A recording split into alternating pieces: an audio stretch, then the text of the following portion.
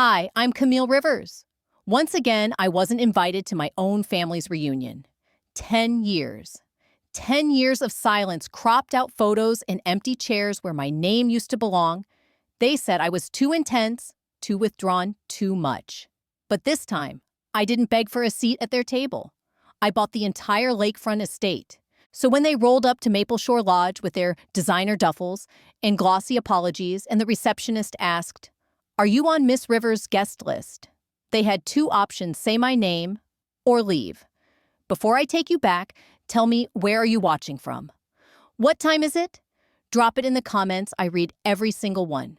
Monday mornings aren't supposed to feel like this. Usually they start with lukewarm coffee, a granola bar I barely finish, and emails I skim through while half awake. But this morning, this one hit different. I was halfway through planning speaker schedules for a national healthcare conference when the email lit up my screen like a flare. Subject line: Henderson Family Lake Trip 2025 RSVP. Now I froze. Without thinking, I clicked. My heart knew better, but hope is stubborn. Everyone was copied in: Lauren, Evan, Uncle Greg, even Cousin Mitch, who once got lost backpacking in Thailand and hadn't been heard from since 2011. But me, not listed. Not copied, not mentioned, not even as a typo. I checked the to field 3 times. My email wasn't there. Not even in the original thread. They hadn't overlooked me. They'd erased me again. I stared at the screen like it had personally insulted me. The replies piled in: light jokes, family updates, laughing emojis. Someone even dropped a sunset photo of the lakeside dock, the same dock where I'd caught my first firefly when I was 9, the same place I believed for one fleeting summer that I truly belonged. I scrolled hoping for a second email. Maybe a follow-up. Maybe someone would say, "Wait, where's Camille?" But nothing came. I knew better by now. This wasn't new. Last year, when I burst into tears after getting left out, my sister Lauren shrugged and said the invite must have landed in spam. "You know how email is?" she said, like my absence was just a tech hiccup instead of a deliberate deletion. I closed the thread and sat back. The hum of my desk fan suddenly felt deafening.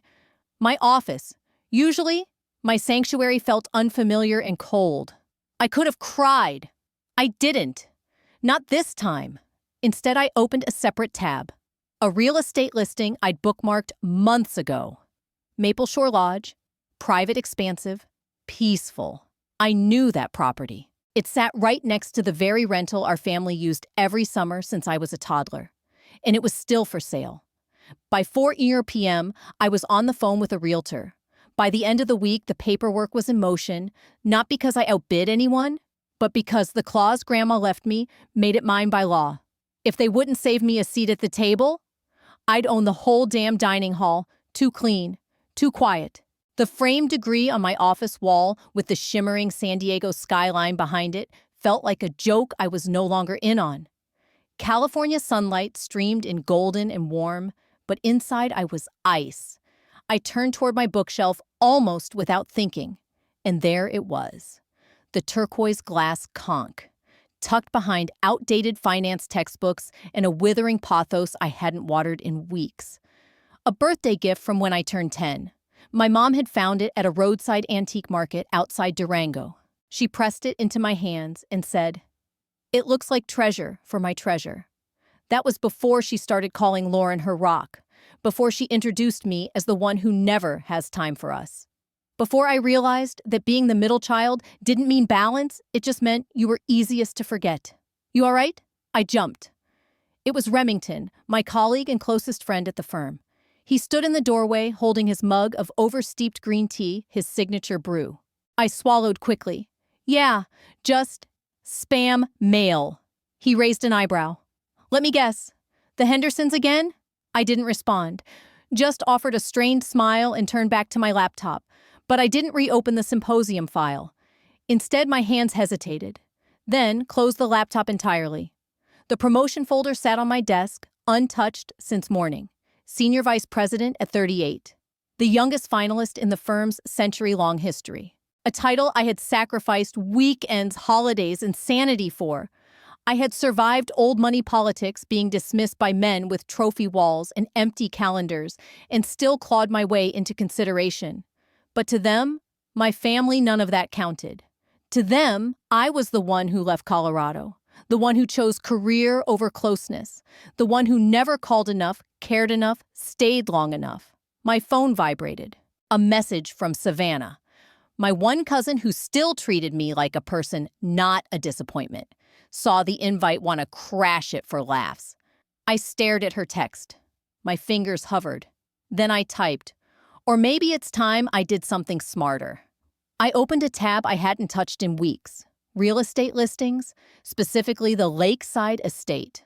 The same one Lauren used for her maternity photo shoot last fall, complete with floral archways and a glowing caption about family legacy. The same house where my parents celebrated their 30th anniversary while I was keynoting a conference in Seattle. And never told me.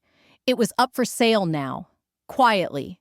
No family message, no farewell weekend.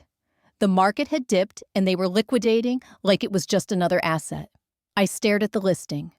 The wraparound deck, the view of the water, the same wooden swing where my dad once read, "Of mice and men to me," while my sisters napped inside.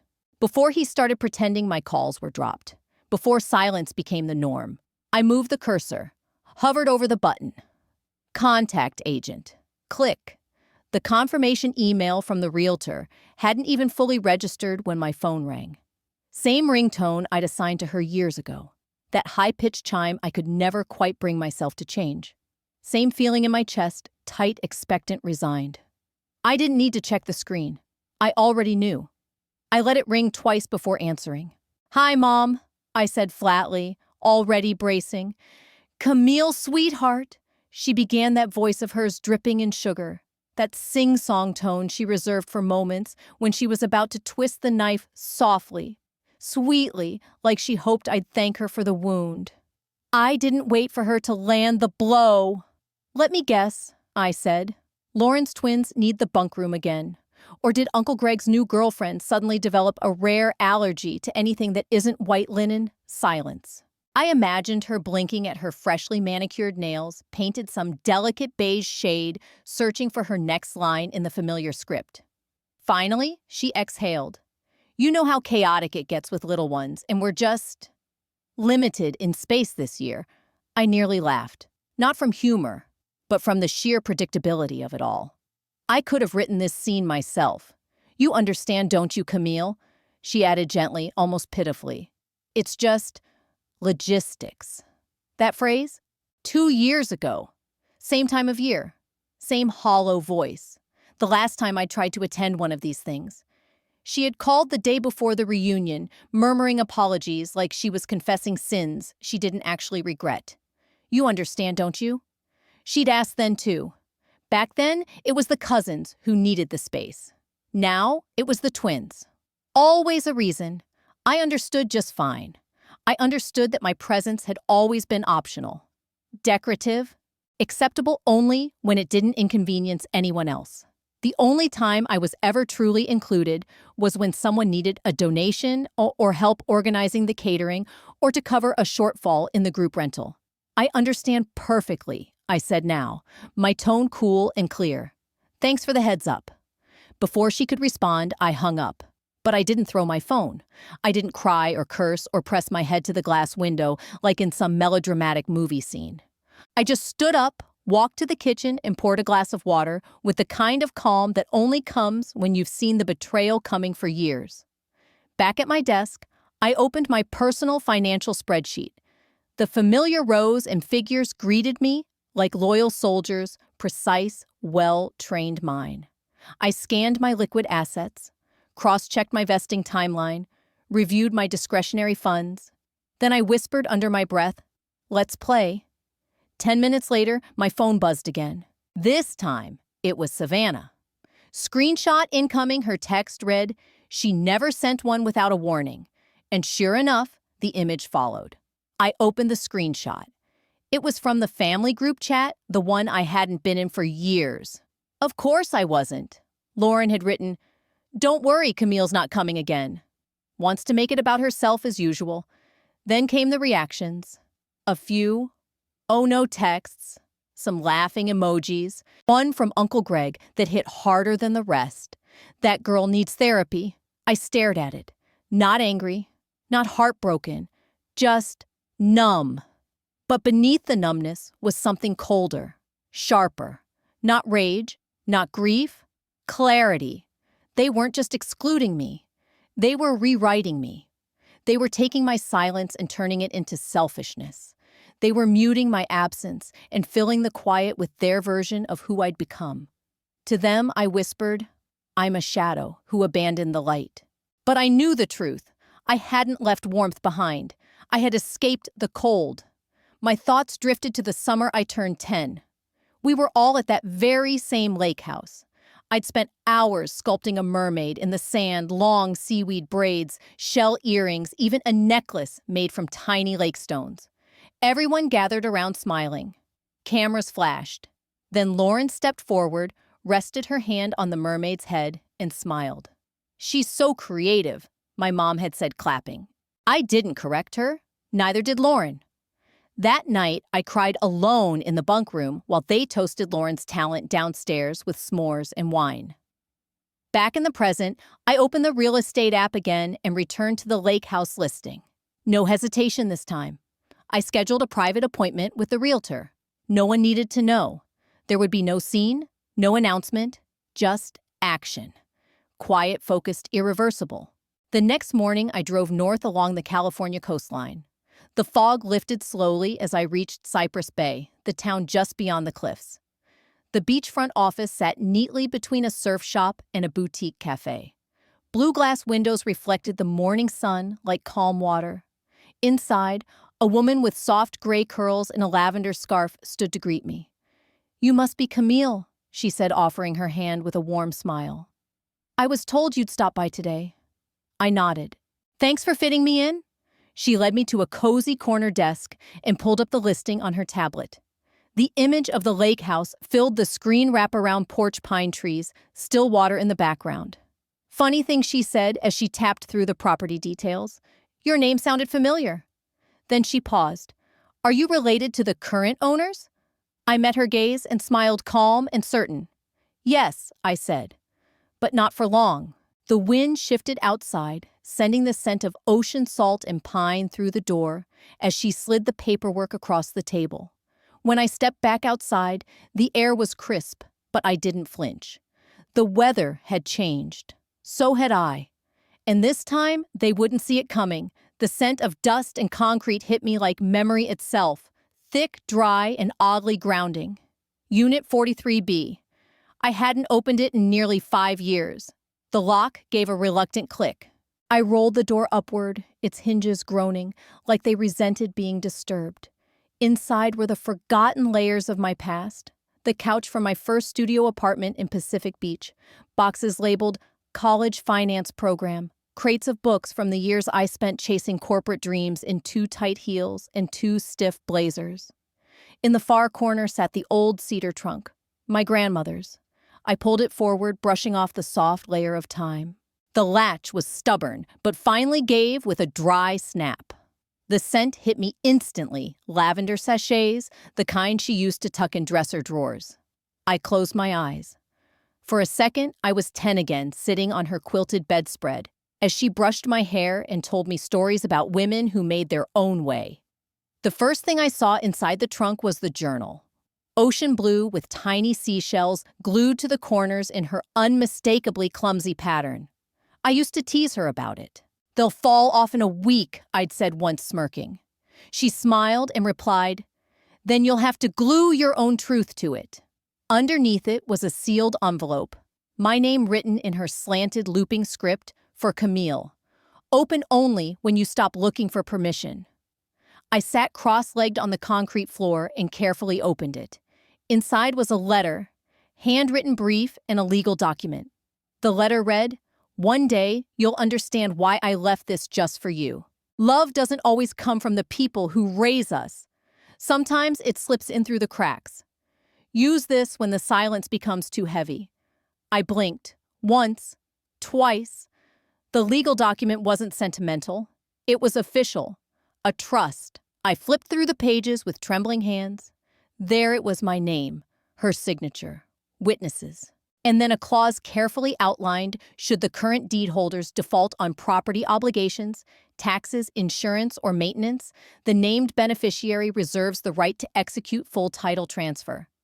I didn't grasp all of it, but I understood enough to know I had to act.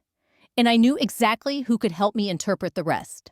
By 9:00 a.m., the next morning, I was sitting in the reception area of McCarran & Wells, a law firm, tucked into a quiet corner of Newport Beach. The woman behind the desk, Maribel, offered me a warm smile and a cup of coffee. 10 minutes later, I was seated across from a senior partner. He looked to be in his early 60s with kind eyes and reading glasses sliding down his nose. A folder lay open in front of him, Trust A. Rivers Estate. He flipped slowly through the pages and let out a soft whistle. This clause, he said, tapping one section with a pen, isn't just enforceable, it's a fail-safe. He looked up. If your family's lapsed on taxes or insurance, you don't just have leverage, Camille. You have controlling interest. He paused, peering at me over the rim of his glasses. And if those conditions have already been met, he said slowly, then this property may already be yours. Then all you need to do is sign this petition. The attorney said, sliding the final page toward me. The title will transfer to you in 14 business days unless contested. But from what I see, they wouldn't stand a chance. I didn't win a bidding war. I activated the trust clause no one remembered existed. I let the weight of those words settle. 14 days. The same window of time they'd be packing coolers, tossing flip-flops into bags, and arguing over who forgot the marshmallows, assuming, of course, the lake house was still theirs to decorate. That afternoon, I sat by my apartment window, the golden San Diego sun, filtering through linen curtains. My grandmother's journal rested in my lap. I didn't open it. I just ran my fingers over the broken seashells she had glued along the edges, letting muscle memory take me back to simpler moments, before everything fractured. I reached across the desk for the turquoise glass seashell. It had been sitting there for years, half buried behind tax folders and barely used notebooks. Forgotten, but never discarded. I set it gently beside the journal. They matched. Same ocean hue, same soft gleam, same quiet defiance. And that's when it hit me how perfectly symbolic it all was. The journal, the shell, the clause in the trust, all the little pieces they thought time had erased. But I hadn't forgotten. They had. I picked up the pen. No hesitation. I signed the petition, not with a flourish, but with finality. I didn't feel triumphant. Not yet, but I felt steady, prepared. The lawyer nodded as he slid a stamped copy across the table. It's done. Transfer is in motion. They have no idea, do they? I asked softly. He shook his head. They will. Soon.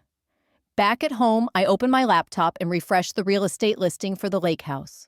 A new photo had been uploaded. The wraparound porch strung with twinkle lights, Adirondack chairs perfectly staged, ready for another summer of curated memories. Let them plan their party. Let them arrive with gift baskets, cheap wine, and performative guilt. Let them toast to unity on a deck they no longer legally own, because they'd all forgotten to read the only paper that mattered. I wasn't stealing anything. I was activating what was already mine. The silence after signing was eerily calm, almost soothing. But underneath it buzzed something I hadn't felt in years. Not resentment, not pride. Leverage. The next morning, I brewed a strong cup of black coffee and sat down at my desk. The steam curled like a ribbon in the cool air. I refreshed my inbox. There it was. A new message blinking at the top. Reminder. Rivers family reunion, final RSVP due this week. Sent from a Gmail account I didn't recognize at first. Then I saw it Lauren's personal email. The subject line was dipped in fake warmth. But the content room assignments, scheduled dinners, a curated Spotify playlist labeled Rivers Summer Vibes, even beach games sorted family versus family, and my name missing. Again, no Camille, no mention in the thread. Not even a casual hope you can make it this year. But Lauren had CC'd everyone else. 5 minutes later, another ping. From Savannah. Subject line: "You need to see this."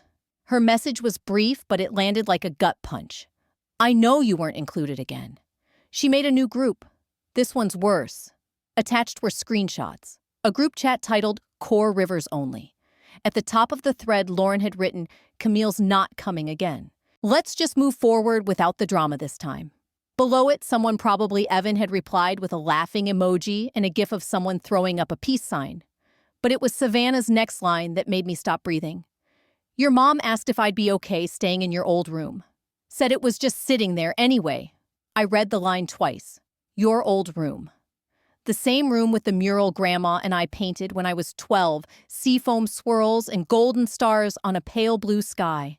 The room with my childhood bookshelf where dog-eared copies of Island of the Blue Dolphins and Little Women still sat untouched. The room with the tiny brass desk where I'd written my first college essay, the one that earned me a scholarship. They weren't just forgetting me, they were repurposing me, replacing me, offering my ghost to guests like free samples. But I didn't cry.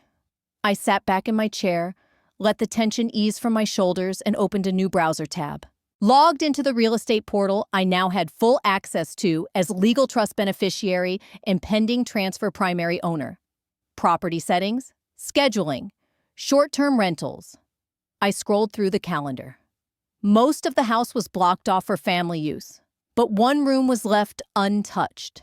The master suite, king bed, private deck, full lake view. I smiled faintly and began typing into the owner preferences panel. Guest, Miss C. Rivers, arrival, Friday length of stay. 3 nights. I scrolled to the notes field and added, "Please place welcome bottle of Perrier Jouet champagne on ice. Guest prefers firm pillows, cotton sheets, and full privacy." Click. Confirmation received. A soft ping echoed in my inbox. Their reunion weekend now officially booked under my name with the only suite that had a key card. I leaned back and let out a quiet laugh. While they were planning playlists and room assignments, the title was already in transfer. They just didn't know it yet. Let's see how they explain that to each other. That night, I paced my living room with a glass of red wine. The fireplace flickered behind me, casting shadows that danced across the walls. I scrolled through my photo archives, years of captured moments. Some joyful, some staged, but all real.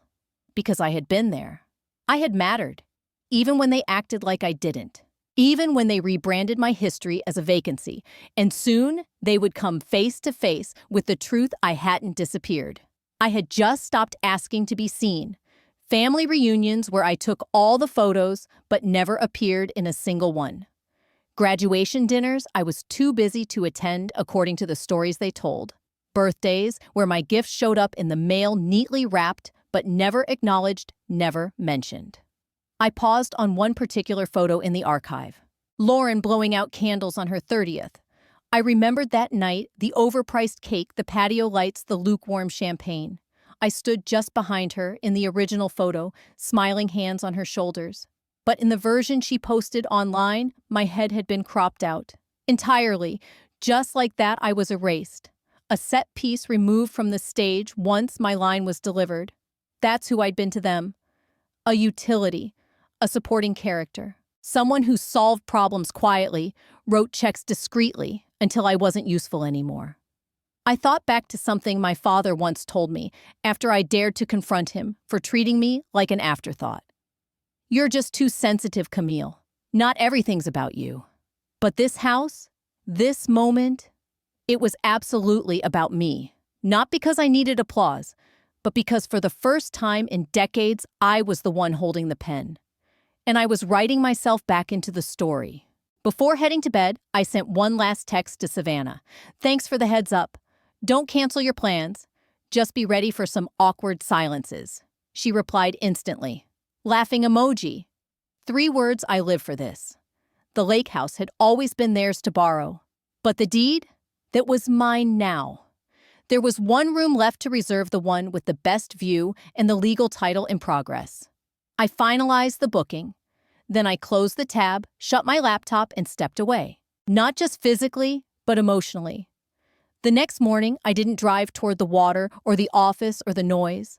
I went east past the traffic, past the surf shops and boutiques, toward the quiet hills just beyond the citrus groves where my grandmother was buried. No fanfare, no bouquet, just a scoop of lavender honey ice cream from the tiny parlor in Citrus Hollow. She used to call it the good kind and always ordered it in a sugar cone, no spoon. It was tradition, a quiet one, the kind that meant something when no one else was looking. I pulled into the cemetery just as the wind started to stir. Long blades of golden grass danced across her stone marker. Her plot sat nestled between two rose bushes. I smiled, remembering how she hated them. Too performative, she'd once whispered. Give me thyme or basil, she'd said. Something useful. I sat on the warm ground beside her. Hey, Grandma, I said softly. They're doing it again. You'd roll your eyes so hard.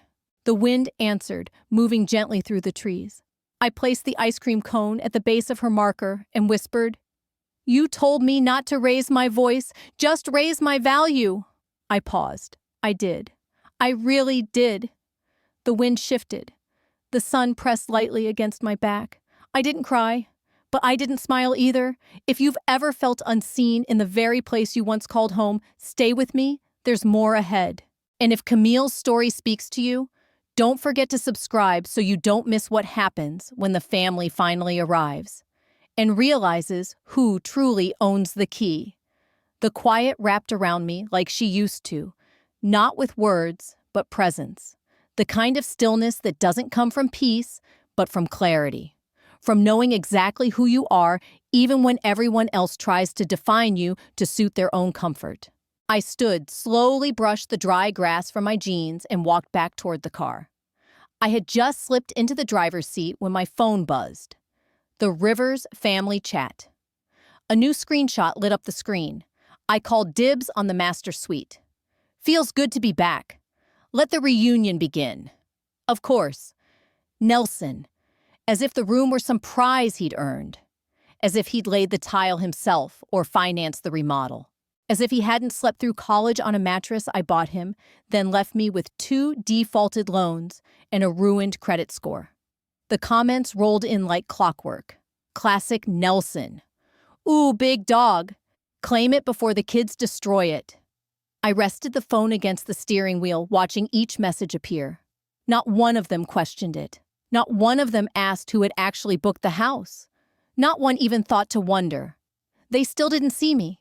Or maybe they just hoped I'd stay invisible, but not this time. I opened the chat. My thumbs hovered. Then I typed, "That room is already reserved," under my name, and hit send.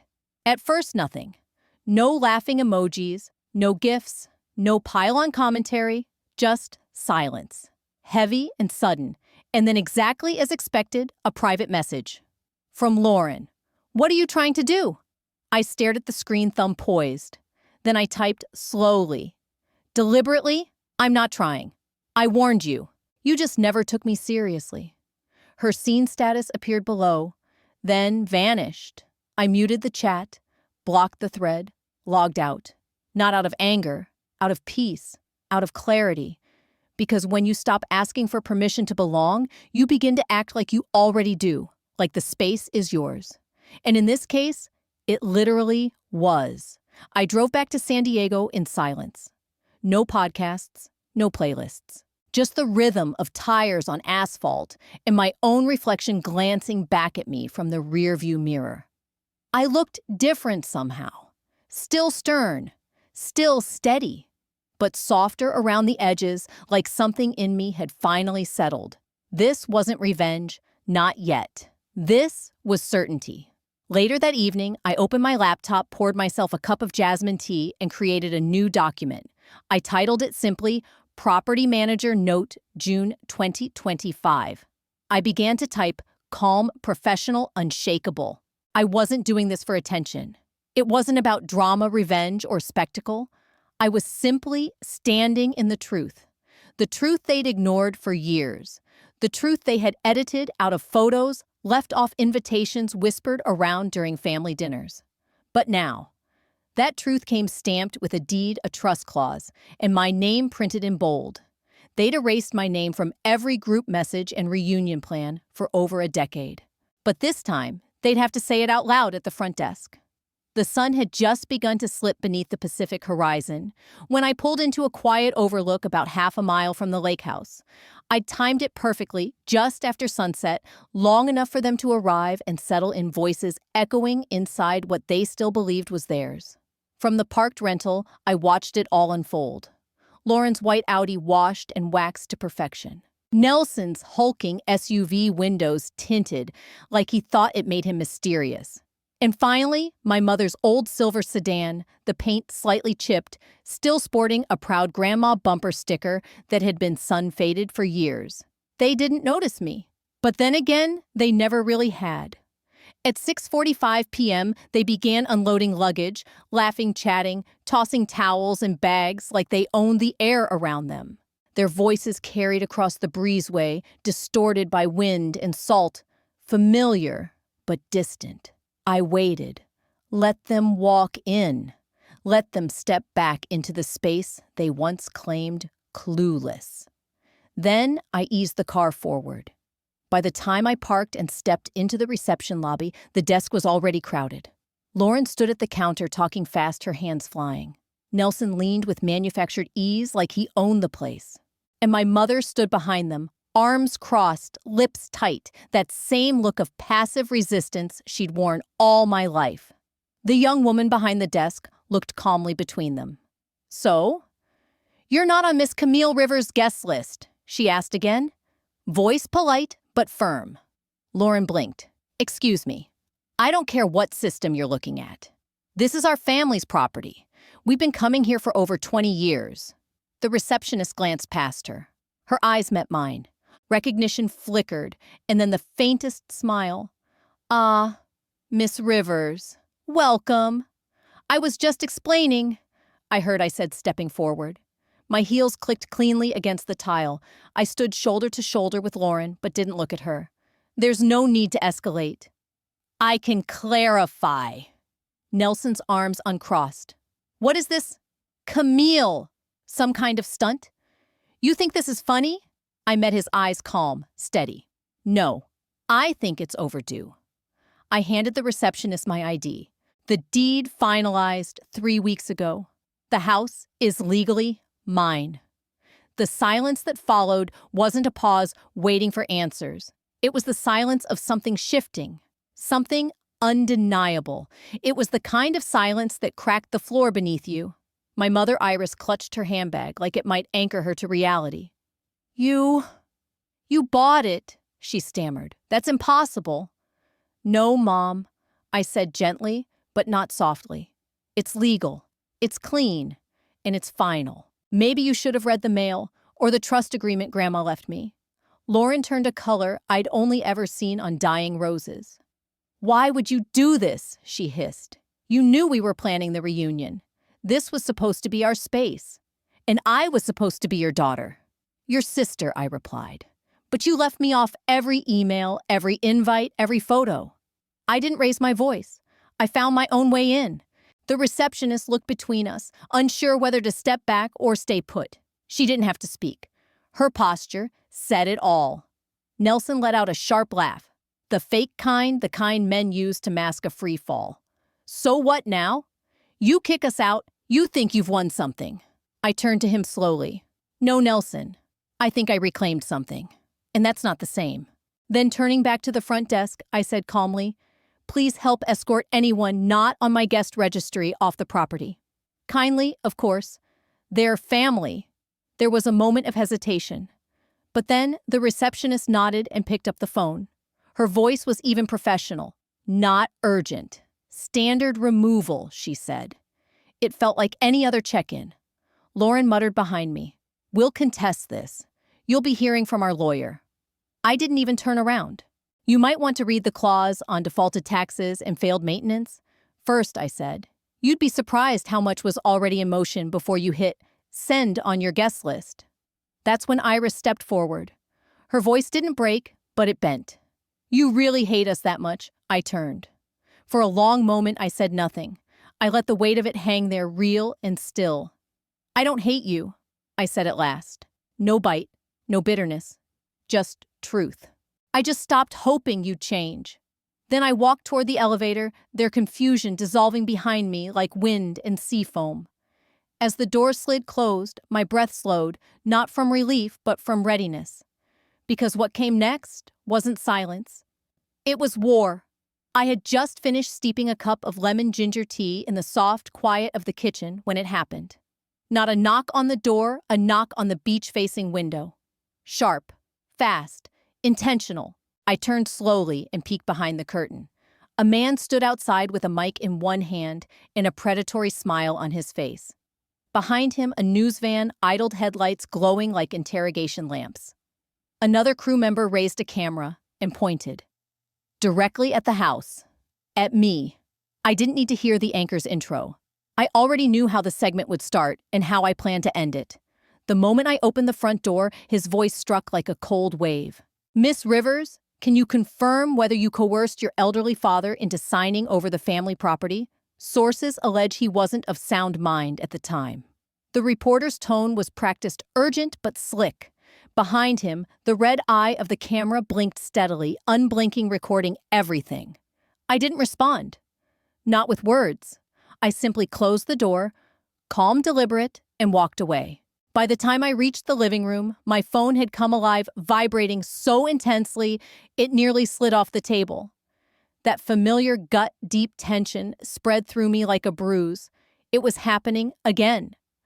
The same fury I'd felt the day I discovered my name had been left off the original estate distribution. Only now it was public. There were texts from old neighbors, co-workers I hadn't spoken to in years, even a distant cousin who hadn't acknowledged me since Grandma's funeral. "Is this true? Camille, what's going on?" Then the real blow landed an email subject line. Cold and clinical. Temporary injunction. Notice immediate cease of occupancy at Maple Shore. Lodge violation may result in legal action and financial penalties.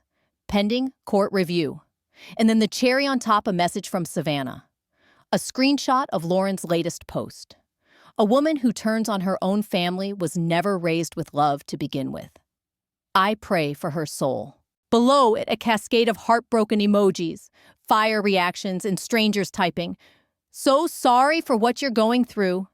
People who'd never once said my name until it was tied to scandal. I held my phone loosely in one hand, staring at the words. The headlines were writing themselves without me. I should have been prepared, but nothing prepares you for being painted a villain by the same people who once kissed your bruises and braided your hair. I didn't cry. Not right away. I sank onto the edge of the bed in the master suite, the one room I hadn't touched since arriving. Across the room, leaning on the dresser, was a framed photo I hadn't packed away. Me, age 7, wrapped around my father's leg, both of us laughing so hard the image came out blurred. Before the silence. Before loyalty became conditional, would he recognize me now? The tears came. Not out of weakness, not from guilt, from grief, the kind that had aged, hardened, grown roots. The kind that no longer pleaded for understanding. It simply existed. Hours passed, maybe more. The house remained still. Outside, the lake roared in its endless rhythm, a constant, impassive witness. Eventually, I found myself drifting to the built-in bookshelf by the stairs. My fingers traced the shelves until something small shifted beneath my hand. Tucked behind a row of forgotten novels was a seashell. Pale ivory, faint blue stripe. The one he helped me find the summer before Lauren left for college. "You deserve everything good this world can give you," he'd whispered, closing my hand around it like it was sacred. I closed my fingers around it again. "You said that I whispered?" Once. But the man who said those words, "You deserve everything good this world can give you," no longer existed. Not in the court documents filed under his name. Not in the media soundbites following the injunction. Not in the blurred interviews or blog headlines twisted by speculation. That version of my father had been overwritten, and in many ways, so had I. They had painted me as the villain so thoroughly, so repeatedly, that I nearly forgot who I actually was. The girl who worked late to pay off family debts. The woman who held her silence long after it stopped serving her. Until Savannah texted. A single line. They wanted war. Let's start with truth. Then came the files, screenshots, dozens, family group chats, private emails, scanned notes passed between Lauren and Iris. Lauren mocking me for being too sensitive, probably still journaling in the dark like she's 12. My mother writing, "She's too busy being important to care about family. Don't feel bad excluding her. She's used to being alone." I didn't gasp. I didn't scream. My hands didn't tremble. But something shifted. A pulse beneath my ribs, steady, deliberate. Like breath returning to a collapsed lung. So this was the game. They hadn't just forgotten me. They deleted me on purpose. Erased my name behind closed doors while smiling in public. I looked down at the seashell in my hand. Its ridges smooth from time, the faint blue stripe still visible in the right light. This wasn't the moment I shattered. It was the moment I rewrote everything. I opened my laptop. A fresh document. Title, May 27th, 2025. And I began to type "The truth preserved in digital ash." Because here's what they never understood. All those years of forced silence taught me a skill they never learned. How to outlast them. I had patience, I had receipts. And now I had a reason. I wasn't cornered anymore. I'd been cornered before. This time, I came with matches. The morning of the hearing, the sky was a dull, heavy gray. Not stormy, not clear. Just that hushed kind of overcast where everything feels suspended like the entire world is holding its breath. I arrived at the Orange County Courthouse without an entourage. No stylists. No entourage. No overpriced suits. Just me. In a navy blue dress my grandmother once called steel-willed blue, and a single folder tucked beneath my arm. Everything I needed was inside. Documentation, bank statements, the full trust clause, screenshots, dates, metadata, and everything they had never expected would resurface. Everything they hoped I had let go. I paused at the courthouse steps and looked up. Not for reassurance, not for drama, just to acknowledge the moment. Then I walked through the doors, not as someone desperate to prove her worth, but as someone who knew it.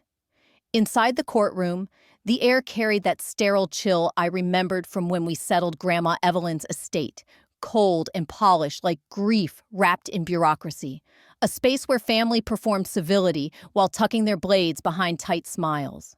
Iris sat 2 rows ahead, perfectly upright arms folded tighter than usual. She didn't turn when I walked in. Lauren was there too, draped in an all-white pantsuit that looked like it came straight off a Newport boutique mannequin. She didn't glance back, but I could see the strain in her shoulders, the way her blazer bunched at the spine. She was tense. Nelson, predictably, was a no-show, probably hiding behind a cease and desist draft, hoping silence would disguise complicity. Then the clerk called the case.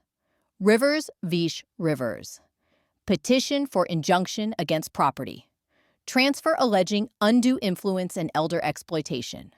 The judge, a man with kind eyes but a sharp gaze, adjusted his glasses and looked toward Lauren's table. "Counsel," he asked. Her attorney stood polished, young, rehearsed. "Your Honor, the petitioner contends that Miss Camille Rivers leveraged her father's deteriorating condition to orchestrate an unauthorized transfer of deed rights for the property located at Maple Shore Lodge." He paused before leveraged, like the word alone should sink me. But I didn't flinch. I didn't glance at Iris. I didn't search the rows for sympathy. I kept my gaze fixed squarely on the judge. He turned to me. "And you, Miss Rivers?" I stood slowly and unfolded the flap of my folder. With the court's permission, I said calmly, "I'd like to present video and audio documentation, both of explicit consent and family context, relevant to this claim." His condition worsened months later, but when we recorded that video, he was still sharper than most people twice his age. It was important to me that his wishes were clear, not just legally, but undeniably. The judge nodded. "Proceed." The courtroom dimmed as the bailiff cued the exhibit. The screen flickered to life. It was a bright, clear day on the video. My father and I sat side by side on the porch at the lake house. He held a mug of coffee, voice steady, eyes sharp. We recorded that video before the silence set in. back when his voice was steady and his guilt hadn't yet hardened into absence. "I want Camille to have this place," he said. "She's the only one who came back after the fall. She's the only one who ever asked how I was doing, not what I could give." The camera panned to me. I wasn't crying in the clip, not yet, but I was close. "Are you sure?" I asked, voice quiet. "I'm sure," he replied without hesitation. "They always made her feel like a guest. She's not a guest. She's the legacy." A ripple passed through the courtroom. Whispers. Even Iris shifted. But I wasn't done. I nodded to the bailiff for the second file. Savannah had helped trim and timestamp it, a group call recorded 6 months ago. Lauren's voice cut through the static. Clear, sharp, venomous. Let her rot in that condo. She was never really part of this family. If she wanted in, she should have been easier to control. A hush fell. The judge raised a brow and looked directly at Lauren. She tried to sit taller, but sank an inch in her seat. Then, after a long, deliberate pause, the judge leaned forward. "This court finds no basis for the petition." Dismissed. The video displays full mental clarity and intent. The judge concluded. The audio captures calculated exclusion. Miss Rivers acted lawfully and ethically. He paused, his tone sharpening. This court does not exist to mend fractured families or validate cruelty disguised as tradition. This case is dismissed. Lauren froze. Her mouth parted, a breath caught somewhere between denial and disbelief, then slowly closed again. Iris remained rigid in her seat, pale as the collar of her cream blazer, hands clenched tightly in her lap. I collected my folder, nodded once to the bailiff, and left without looking back. Outside, the press circled like flies drawn to sugar. "Miss Rivers? Any comment on the ruling, Camille? Do you have anything to say to your family?" I turned only once, my voice even and measured. "Sometimes the only way to break a cycle," I said, "is to walk away holding your truth." The camera shutters clicked, but I didn't wait for more. I stepped off the courthouse steps, past the smooth marble columns, and clipped hedges down to the sidewalk where my car waited near the edge of the lawn. There was no applause, no swelling music, just my footsteps, steady, final, and a breeze that for the first time in weeks smelled like salt and open water. At the edge of the parking lot, I paused. Let the wind push against me gently. I closed my eyes, not in search of closure, but to feel the sound of my own breath return to me. They had built their story, spun their version of the past, but I had something they never expected me to carry all the way through. The truth. And that day, the truth didn't shout. It won. By the time I pulled into the gravel drive at Maple Shore Lodge, the coastline had shifted. The ocean air was different now, sharper, saltier, somehow, softer. Not just a breeze, but a reminder to breathe deeper, to let go. I stepped out of the car, slowly, and stood still for a moment. I let the tension of the last few months drain from my shoulders, one grain at a time. The lake house stood before me, sun-drenched and still. No voices, no accusation, just silence. For years, I had driven past this place pretending it didn't matter, pretending it didn't hurt. Now the keys in my hand didn't feel like revenge. They felt like something older, like closure, earned, not given. Inside the house looked suspended in time. A half-full glass of water on the kitchen counter. Freshly folded towels resting by the stairs.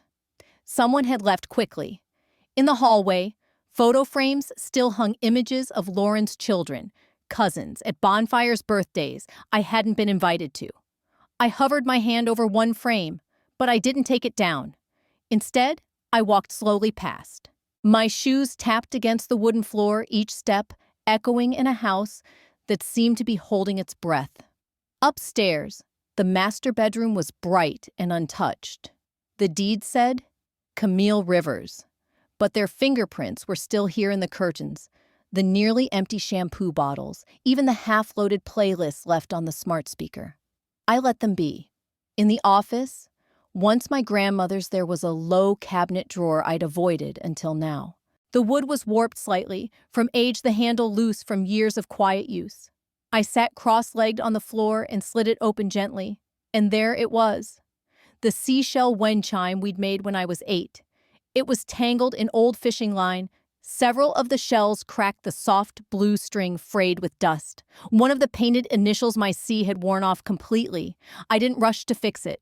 I let it rest in my hands, turning each piece like a memory I hadn't let myself touch in years.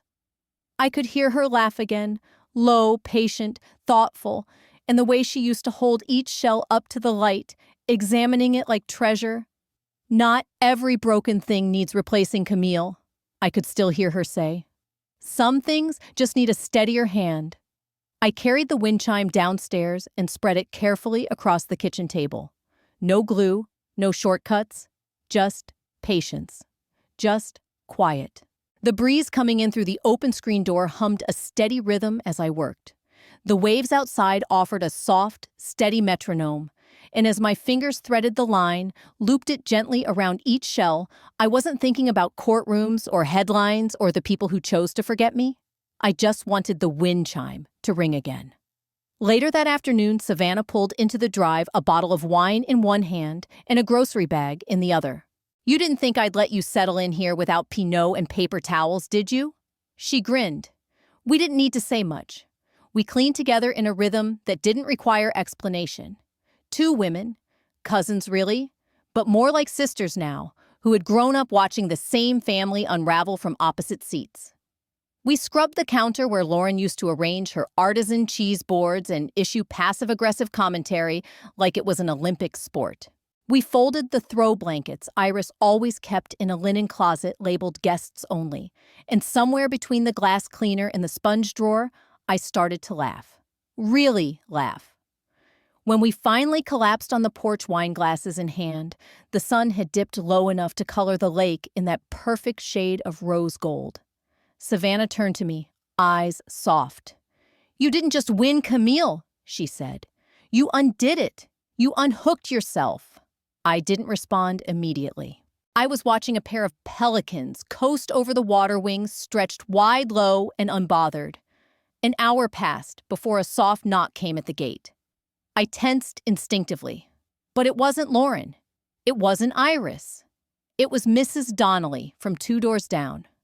She held a tin of lemon bars in both hands. "I just wanted to say, welcome home," she said warmly. "Your father used to talk about you, you know. More than the others." I blinked. "He did." She nodded. "Of course. Said you were the smart one. Told me once. She asked about the tide tables when she was 6. That girl thinks in tides." The tin in my hand suddenly felt heavier than anything I'd carried all week. "Thank you," I said quietly. I watched her disappear down the walkway, her shoulders relaxed in the orange light of early evening. After she left, I hung the repaired wind chime just outside the porch. It moved gently in the breeze, the shells catching the wind like they remembered exactly what they were made for. And for the first time in years, I wasn't holding my breath. Maybe there won't be an apology. Maybe no one will ever say, "You were right." Maybe there will never be a family dinner where I'm finally invited as I am. But that's no longer my burden. I'm not waiting for them to name it, fix it, or even acknowledge it. I built a life that no longer depends on their permission. I didn't just reclaim a house. I reclaimed something far older and far more sacred. My voice, my silence, my space. I didn't burn the bridge. I just stopped begging to cross it.